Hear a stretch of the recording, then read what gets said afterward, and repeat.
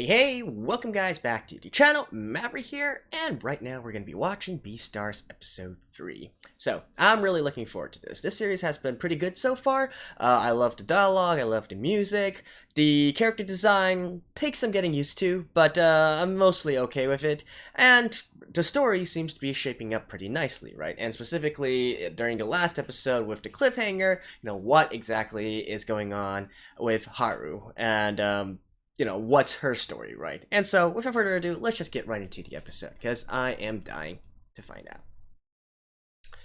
Alright, we started off with the opening here. It's great. Don't worry, I always listen to it. But in this case, we're going to skip it and go directly into the episode, starting in 3, 2, 1, play. A wolf male is born? So, talking about Legosi, I guess?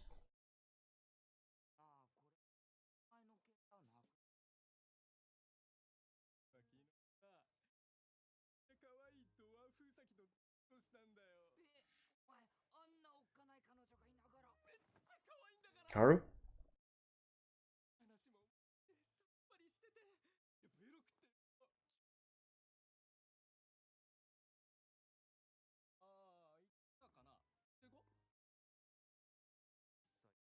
Mm-hmm. Yep. Haru.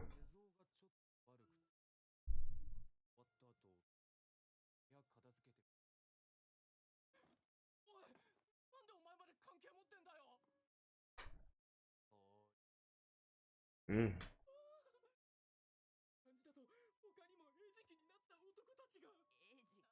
Fall prey.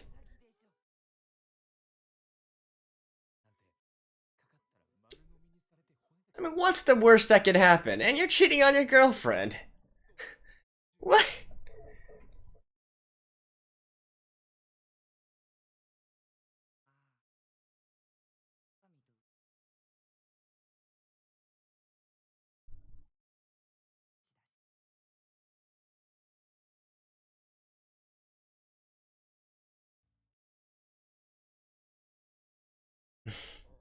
Yeah, she's definitely experience some sort of greeting. Come on, Legosi.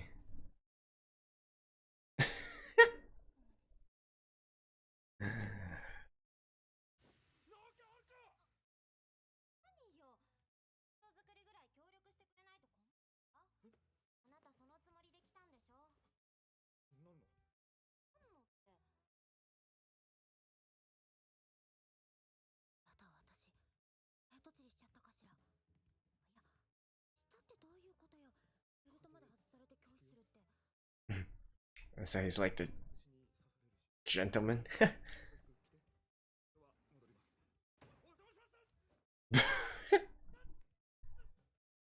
Without them being animals, I could totally see this being a normal, rom-com.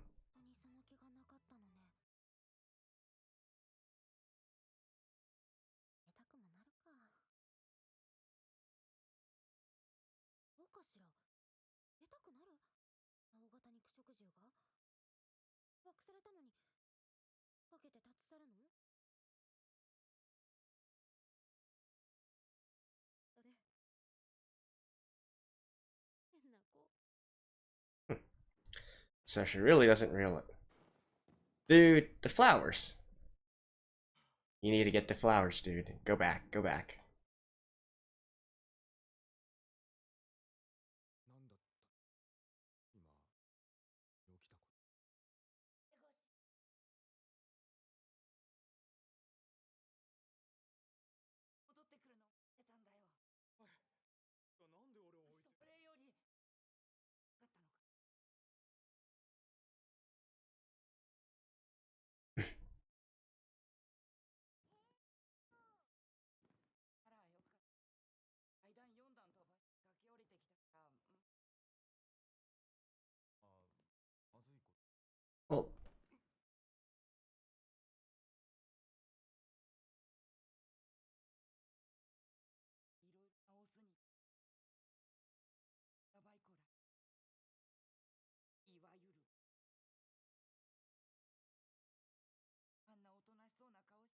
I mean,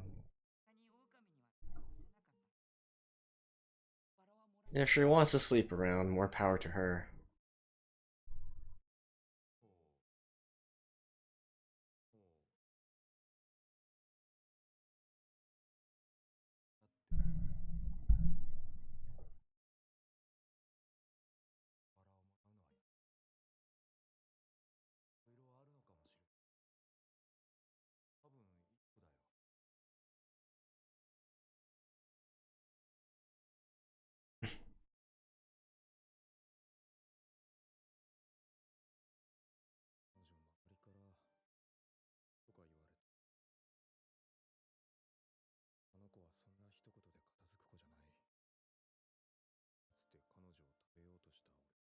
I mean, you literally don't know her yet. It's nice that you're trying to defend her honor and all, but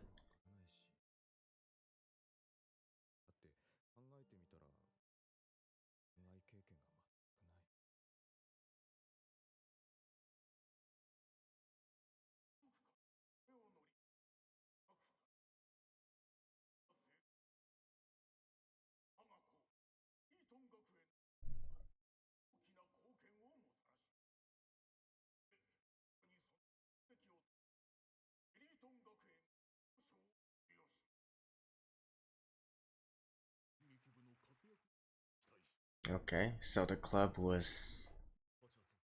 is being awarded. I assume that's a club achievement.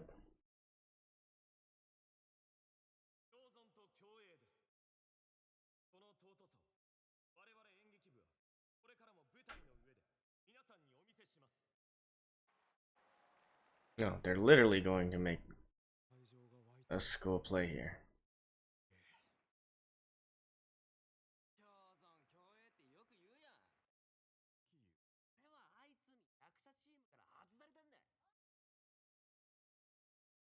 No, not yet.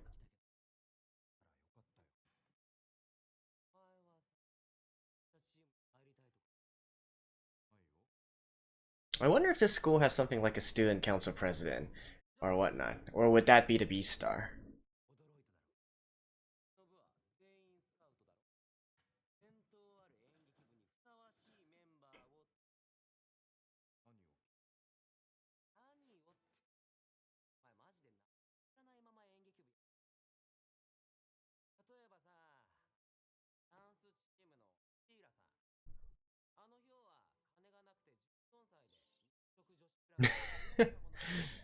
All right.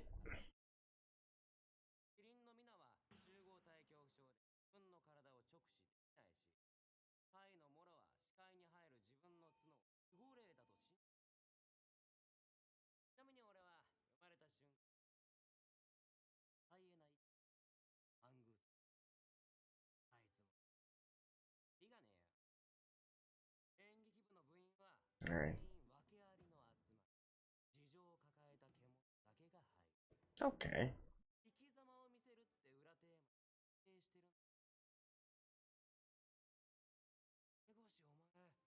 That's pretty nice.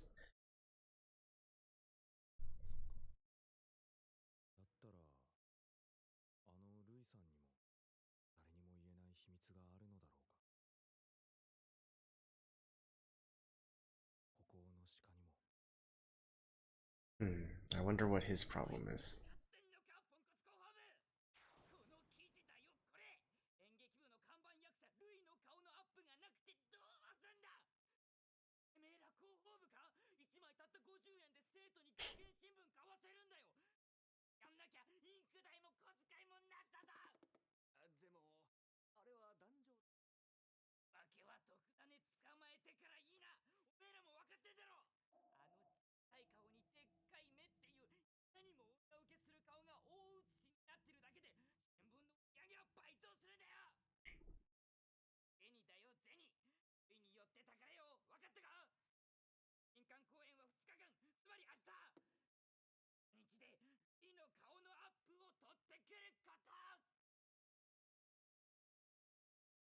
I mean, just go do an interview with him.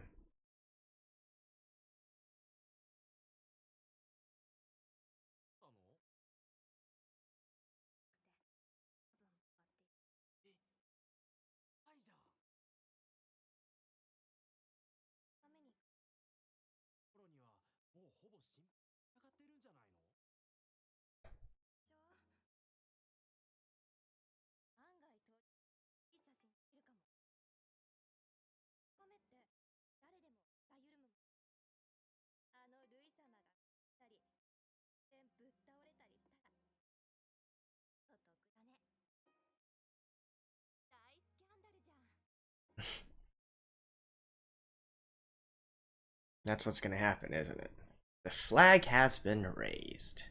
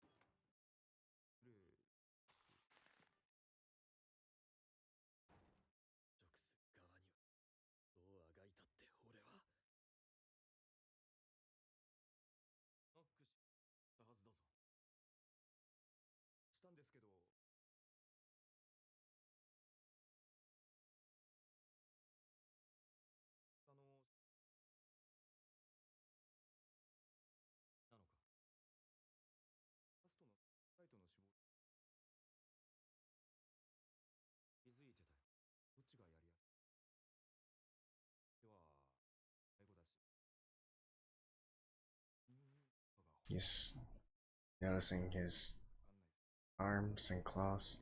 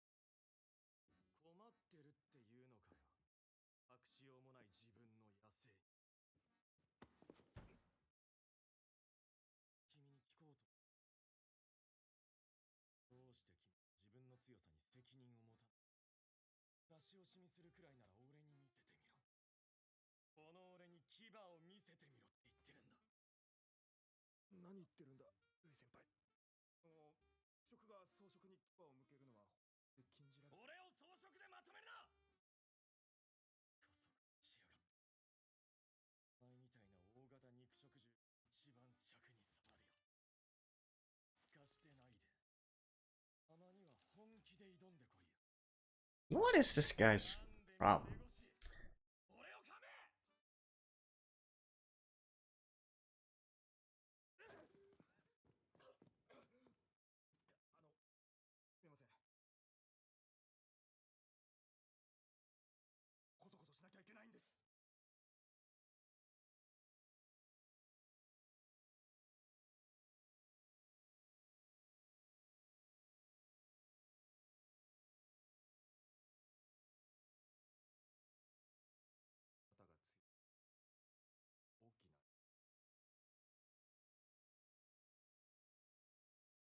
What is this warped sense of...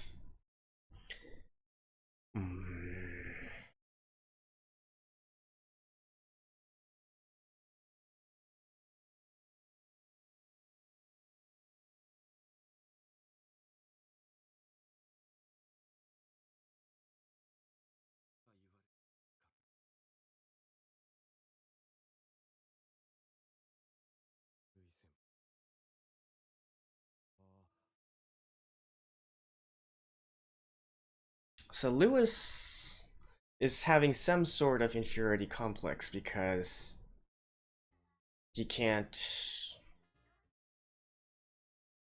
No, he doesn't have the powers of a carnivore. And Legacy is instead being...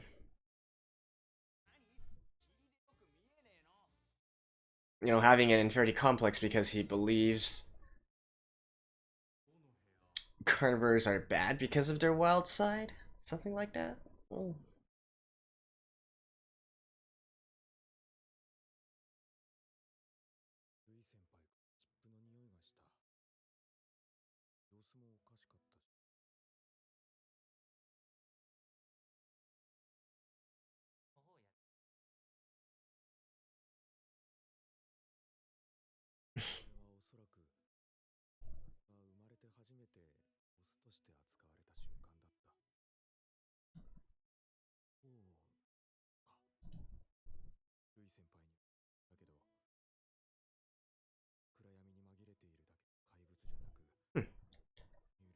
An actual English song in the background.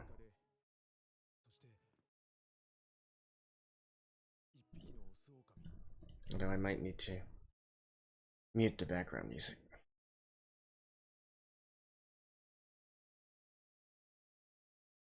Okay.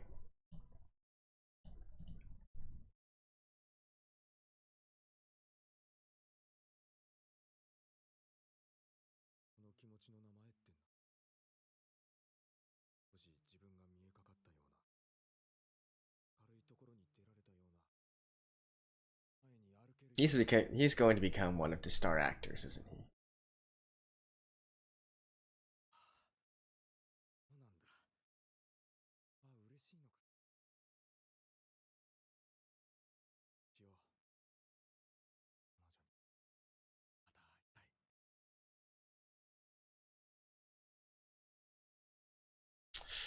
The day of the play. Something is definitely gonna happen.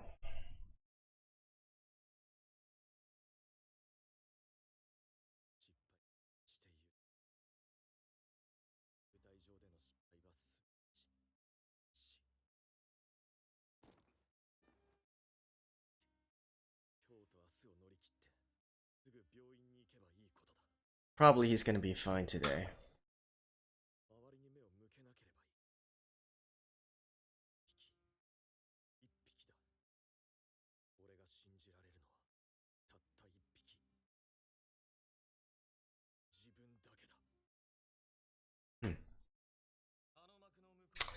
I'm still thinking of what his issue is. I'm guessing family issues right now.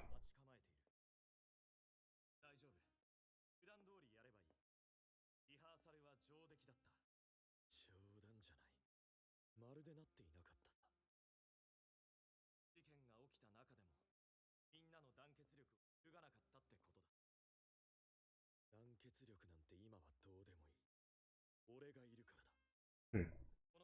Yeah, he's putting everything on himself. He only trusts himself.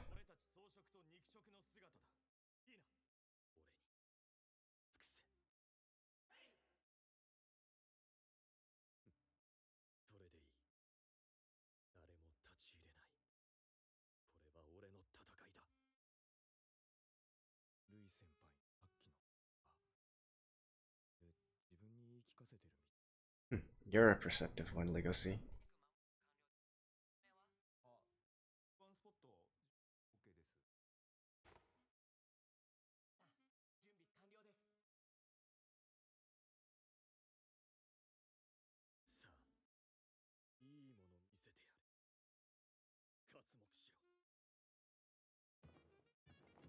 Oh. Oh, jumping on. Ouch.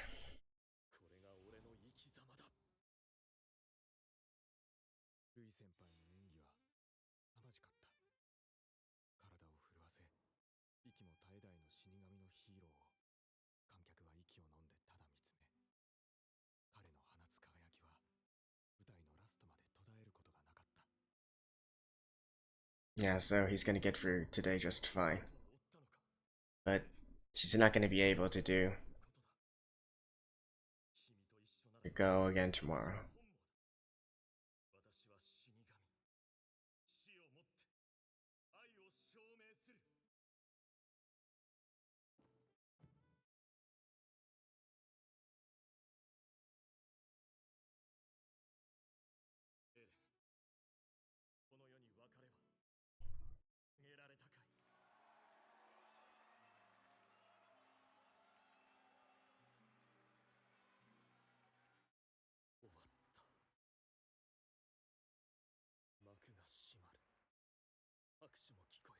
Is he gonna collapse right now?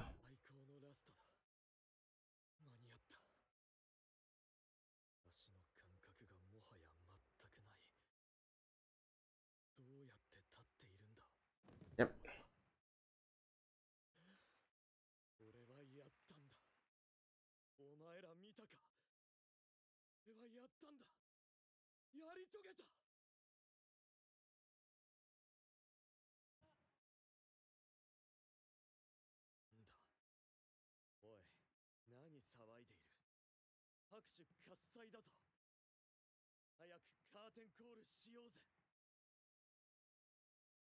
Hmm.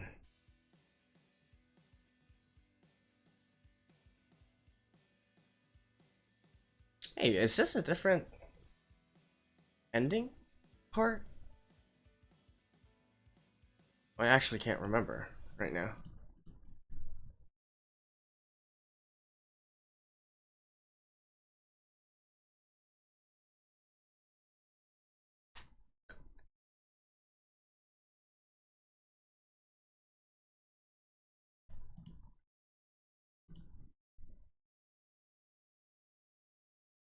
Hmm.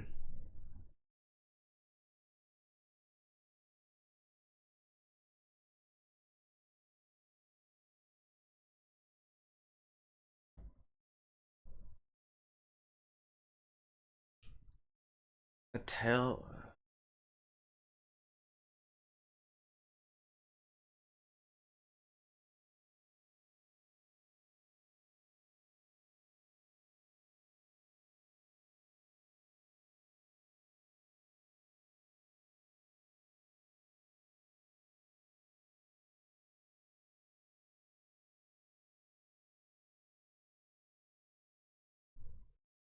Man, the music in this series is just great. The opening and the ending song. Alrighty, I definitely wasn't expecting another ending song this quickly for this series, right? We got two ending songs already, and the ending animation for both are different as well. Like, this is such a high quality work so far, and I can't believe that it's not more popular. It's probably mostly because it's being gated by Netflix and it's only being distributed by Netflix Japan.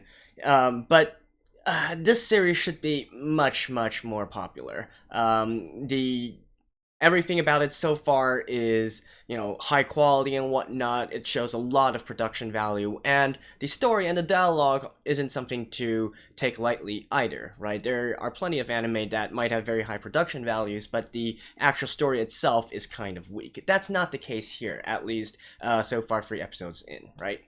And yeah, the ending songs, even, I believe they might be specifically written for this anime, considering their lyrics and whatnot. There's definitely a tie-in there, so I'm just very impressed so far by the production value of this anime. So let's talk a little bit about this episode, right? More specifically, I think we only need to focus on 3 characters here: Haru, Lewis, and Legoshi. So Haru, there was some question last episode by some people as to whether or not she's actually sleeping around and whatnot, and so I think with this episode we can finally confirm, yes, she is sleeping around. Now, personally, I like to think of myself as more open and progressive. I mean, um, I'm definitely not the type of person to say that you can only have sex after marriage or something like that, right?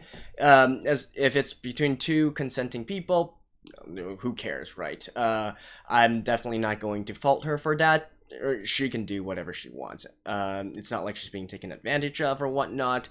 Although the thing here though is I do kind of wonder if she is instead being the one taking advantage of other people, right? Now I know it's easy to say, okay, she's a small rabbit, she's female, whatnot, and she needs to be protected. But with already this big sort of reversal of expectations in episode 2 and episode 3, where we find out, hey, she's not actually being bullied, she's actually doing all these things that the others are saying. It's possible that she, not the sleeping around part, but she actually is not doing not all that well moralistically, right?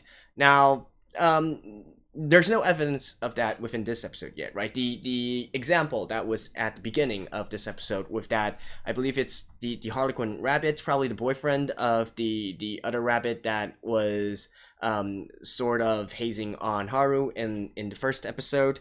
Um, there's not much sympathy I have for him. He's clearly sleeping around, even though he has a girlfriend already. And if Haru's words are to be believed, he was the one who made the first move as well, right? So, I mean, it's not like we see Haru going around seducing innocent young virgins, such as, I don't know, Legoshi or whatnot, right? So, she's still clear in this part for me, as for right now, right? I don't have a problem with her, being more sexually active and whatnot, but I will have a problem with her if she's actively destroying relationships, willingly and deliberately, right? So we'll see. We'll see. It's hard to say for right now what exactly her story is, and well, how she got into this place in the first place, right? So obviously her reputation precedes her now, but at the same time, I don't think she actually hates doing stuff like this, or maybe she thinks that doing stuff like this boosts her power, or boost her confidence, whatever. I am wanting to know what exactly is the case here. But as for now, I'm not going to lean towards putting her, in the positive or the negative light, is what I'm saying. So that's Haru. Next is Lewis, right? So he clearly has some kind of complex here, and I'm struggling to figure out what exactly it was. Some things right off my head. Perhaps he was bullied when he was younger, and that developed into his complex once he got a little bit older. He's now full of self-confidence. He never wants to be bullied again. Possibly being bullied by carnivores when he was young as well, or maybe it goes a little bit deeper and darker, and maybe I don't know, maybe it's, like I said, some kind of family issues, like family abandoning him, or maybe perhaps even his family being killed by carnivores, right? That's also a possibility. So those are things I can think of right top of my head, that's a possible backstory to him, right? And clearly, right now, what he's trying to prove is that herbivores can fight back, or at least on equal footing with carnivores, right? He's trying to, I don't know, again, going from last episode where he's, when he's rehearsing the play and he's telling these carnivores to come at him with full force or whatnot. I think he wants to prove that herbivores are equal with carnivores in this kind of area, right? In terms of fighting prowess or power, so on and so forth. Now, the thing is, though, I think that's a really, really warped way of looking at things. And since we already talked about Lewis, let's talk about Lugosi as well, right? Because he has, in a sense, he has the same, sort of complex as well, although it's a little bit different, right? So what he believes in is that herbivores like Lewis, they have a clear point to being strong, so that they can assert, this concept of equality within these animals, and that they are on equal footing here, right? So there's a point to Lewis being strong. There's no point in Lugosi being strong, because that's not going to serve any purpose, right? They want to promote this type of thinking where there's equality between the two different kinds of animals. Now, like I was saying, I feel like this is a very twisted a very twisted concept, because on the surface level, it seems, right, it's great, right? It's people are all equal and whatnot. Nobody is valued more than the other. But the thing here, though, is that this is forced equalness, and this is something that, I think it's more of a philosophical debate in a certain sense, but at least for me, right, I'm giving my opinion on this case. I don't believe in forced equalness, right? There are clearly differences between people, even, stepping outside of BEASTARS for a moment, and they're using a great way of, having different animal races to portray this, but in our world, right, there's different races of people, right? And then there's, different genders as well. There's male gender, female gender, and whatever the heck kind of gender that's popular these days, right? So it's insane to say that all of these have equalness in all sorts of different kinds of areas, right? Now, one of the most obvious examples would be in pure strength and whatnot, right? So think about like this. Forced equalness would be saying that, say for instance, the Olympics, right? In the Olympics, we clearly have a section for men and a section for women, right? How stupid or how insane would it be if instead this was a mixed competition? Say for instance, weightlifting. It was a mixed competition, and then you're forcing, you're forcing men to start out with, I don't know, like 20 kilograms disadvantage in a certain sense to evil the playing field, and then you call that, and then you mix them together and try to allow them to compete in the same sort of system, and then determine placements like that, right? That would be a clear case of a forced equalness, right? There exists a reason why there are separate events here. And, to me, them trying to say, okay, or Lugosi in this case, trying to say that, and in a certain extent Lewis as well, them trying to say that, okay, these herbivores and carnivores are clearly equal in terms of things like raw power, like that just doesn't make any sense to me. And I think that's the wrong way to go about this, right? In the modern world, we believe that people are all equal because people can have that has more to do with people's rights and whatnot, right? Because we as a society decided that it doesn't matter if some people are naturally more suited to do something or something else, etc., etc. But since we're all humans, we are all equal, right? So that's our current modern day of thinking. But trying to force, that's a concept. That's the concept of human rights and respect and all that, right? But to say that there's no biological difference, no genetic difference between people, like that is just trying to put your head in the sand and ignoring fact, right? So in this case as well, carnivores clearly have an advantage here in terms of their fighting prowess or whatnot, their power, and mostly I think in speed as well, I believe. Yeah, I believe in speed as well. Or actually, are some herbivores faster? I don't quite remember, right? But there's clearly they are able to have more.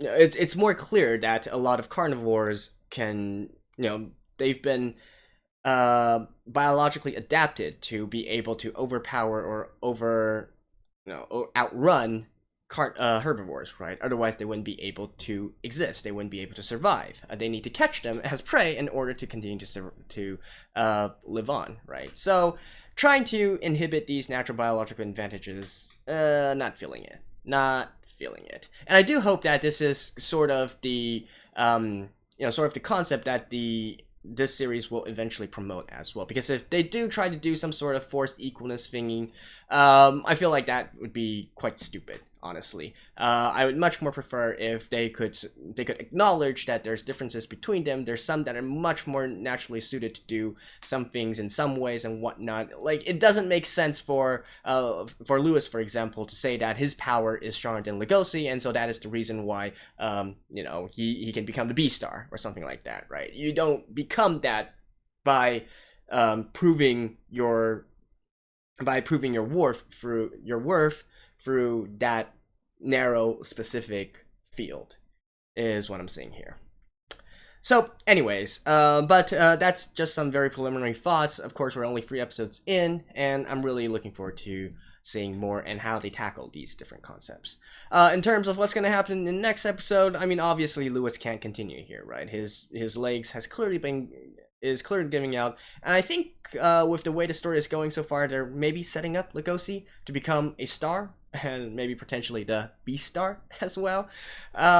Or it could go a completely different path, and instead, use him as a character to try and change Lewis's perception, and really, maybe, I don't know, maybe it's Lugosi's role is just there to, have a romance with Haru, and instead in the midst of this process also promote these different kinds of equality values, right? And maybe change Lewis's perception, change the way that he sees things. It might not necessarily be Lugosi becoming the B-star, but I'd say there's a pretty good chance that the story is going to develop in a way where Lugosi becomes the star, becomes an actor and whatnot, and thrives to become the B-star, and still develops a relationship with Haru along the way. So those are just my predictions. Let me know your thoughts, but no spoilers, please. Try to keep the spoilers to a minimum. But that's what I feel right now. So there we go. That was episode 3 of BEASTARS. Still really enjoying it so far. I think this is one of the hidden gems of this season, honestly. There's really I don't really have anything negative things to say about this so far. you know, the pacing, the animation, the dialogue, the expressions, the animation, the music. It's all great. It's all great, and it's not like fantastic great, but it's all very, very solid. And honestly, I feel like this series should be much more popular. So there we go. I'll see you guys next week as well. Bye bye.